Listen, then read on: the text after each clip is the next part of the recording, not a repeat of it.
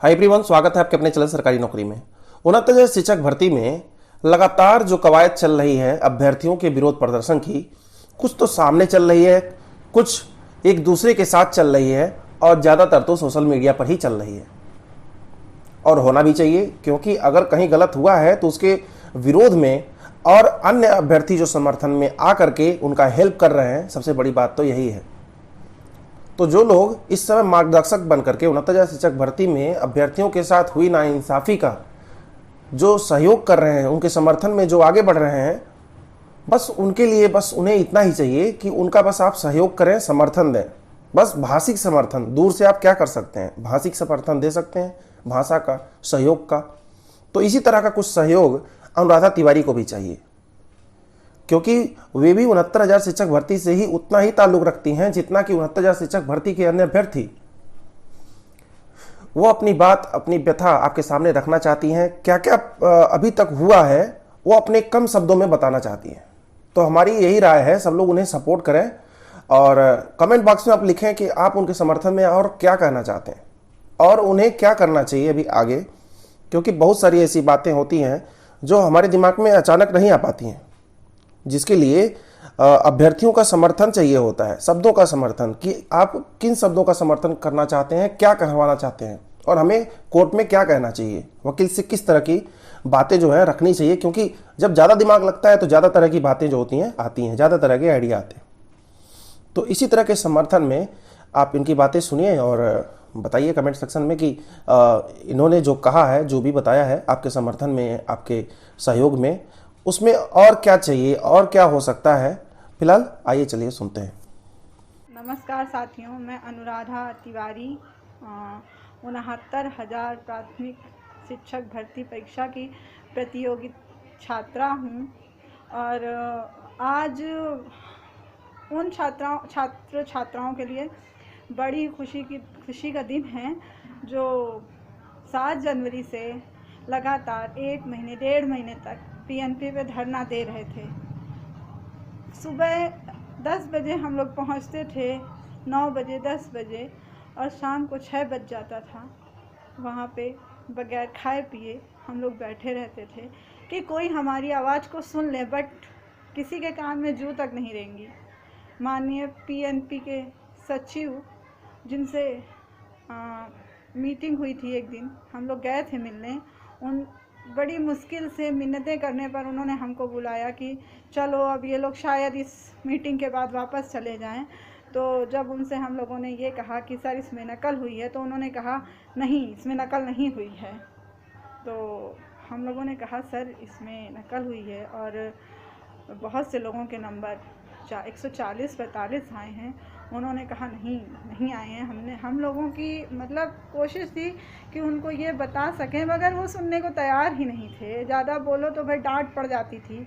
उनके ऑफिस में हैं, उनसे कहा कि जो व्यक्ति बाहर जो पढ़ाई नहीं कर रहे हैं, बहुत से लोग ऐसे थे जिन्होंने पढ़ाई छोड़ दी है घर बार चलाने के लिए, अपने घर में खेती किसानी का काम शुरू कर दिया है कि छोड़ो अब पढ़ाई से कुछ नहीं होगा।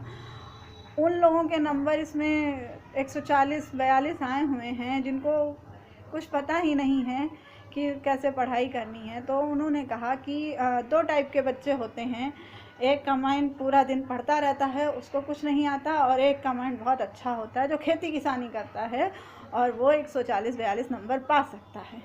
उनका कहना था कि हम लोग मतलब जो बच्चे लगातार पढ़ते हैं उनके नंबर नहीं आ सकते हैं, लेकिन जो लोग पढ़ाई नहीं कर रहे हैं उनका नंबर आ सकते हैं, उनका दिमाग बहुत तेज़ है। तो मैं भी इस चीज़ को एक्सेप्ट करती हूँ, हम लोग भी पढ़ाई करते हैं, माना जा सकता है। परंतु जो सब्जेक्ट के बारे में किसी को नॉलेज ही नहीं है, जिसने वो चीज़ अभी तक एक बार भी देखी भी नहीं होगी, वो कहाँ से उसमें 140 नंबर ला सकता है।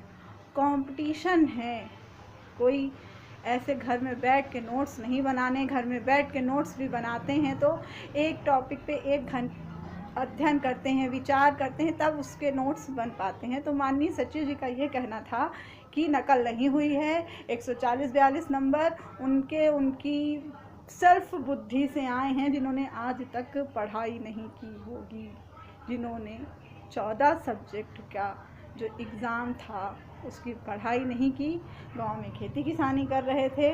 आए टेट की परीक्षा दी, उसके बाद सुपर टेट दिया और इतने अच्छे अच्छे मार्क्स लाके पास हो गए। खैर हम लोग आए वापस, थोड़ा सा था आश्वासन दिया गया कि जांच होगी, पर जांच नहीं कराई गई। हम लोगों ने ज्ञापन सौंपा जाके, उसमें भी कोई इंटरेस्ट नहीं लिया गया। बहुत परेशान थे हम लोगों को, बस धमकियां भी आई कुछ कि अब छोड़ दो ये सब। हमसे तो ये भी कहा गया कि आप कर रही हैं, आपको आप उसमें हैं तो आपको जेल में डाल दिया जाएगा, फिर आप पढ़ाई करें चाहे जो करें, उससे आपको कुछ हासिल नहीं होगा। डीएम साहब से मिलने गए थे, उन्होंने बोला था, मतलब डराने की पूरी कोशिश की गई हम लोगों को। लेकिन उसके बाद भी हम लोगों का संघर्ष जारी रहा, संघर्ष करते रहे, आज भी संघर्ष कर रहे हैं। और अब तो आज बहुत खुशी का दिन है, जो हमारी कही हुई बातें प्रूफ हो रही हैं। हमने जो कहा था वो सही है, इस बात की खुशी है। और कहीं ना कहीं एक रोशनी की किरण दिखी है कि परीक्षा रद्द हो सकती है, दोबारा कराई जा सकती है। अंधेरे में छोटी सी रोशनी, दिया भी जो होता है ना, जो रोशनी होती है ना, वो भी बहुत उत्साह और उत्साह से भर देती है। तो आज का दिन तो हम जो पीएनपी पे धरना दे रहे थे सभी छात्र छात्राओं के लिए बड़ा ही खुशी का दिन है। खैर इसी तरीके से हम लोग संघर्ष, और अगर जो लगता है नकल नहीं हुई थी तो इतनी जल्दी क्या थी। कोरोना काल में जब सोशल डिस्टेंसिंग इतनी मायने रखती है, कोरोना काल में जब इसकी ज़रूरत ही नहीं थी, तब इन्होंने रिजल्ट जारी किया, मेरिट लिस्ट इतनी जल्दी जारी की, 3 दिन में काउंसलिंग कराई। मेरिट लिस्ट में कितनी त्रुटियां निकली हैं वो भी दिख रही हैं ना। तो मतलब इतनी जल्दबाजी में कि जो छात्र धरना दे रहे थे कहीं वापस आके बैठ जाएं, उनसे बचने का ये सबसे अच्छा समय है कि इस समय काउंसलिंग करा लो और लोगों की नियुक्ति कर दो। तो शासन प्रशासन, मतलब अब क्या कहा जाए, यहाँ पे कहाँ तक कौन इस धांधली में शामिल है ये तो कह पाना पूर्णतया अनुचित है ना।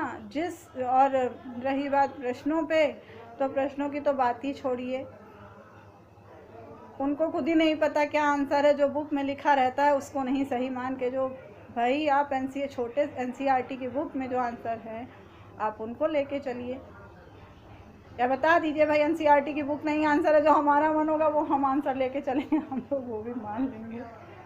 मतलब ये तो एक हास्यप्रद बात है ना, हंसी तो आनी ही है इन सब बातों पे। खैर देखिए अभी हम लोगों का संघर्ष जारी है, और मैं अमिताभ ठाकुर जी जिन्होंने इसको ध्यान में लिया और इसके प्रति उन्होंने अपना रुझान दिखाया, और उनकी पत्नी, उनका भी बहुत बहुत आभार है हम छात्रों की तरफ से। हम छात्र उनका आभार कभी नहीं भूलेंगे, क्योंकि इस लड़ाई में हम लोग तो लड़ ही रहे थे। तो वीडियो को लाइक और शेयर करना ना भूलें। चैनल पे पहली बार हैं तो सब्सक्राइब करके बेल आइकन दबाएं। इसी तरह के वीडियो मैं लगातार आपके सामने लाता रहता हूं। धन्यवाद।